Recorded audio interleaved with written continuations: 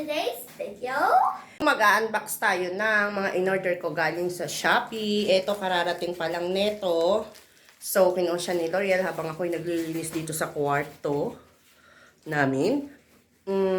Na-unbox ko na yung iba na binili ko. Ayan na lang yung natira sa mga order ko. So, ito yung iba.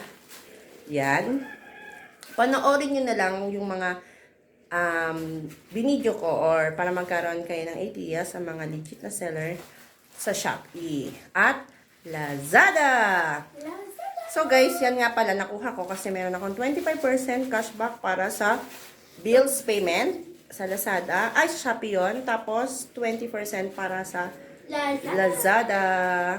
So yan, yung mga coins ko, pinalit ko ng mga items na yan. Yan. Yung iba, super sulit talaga.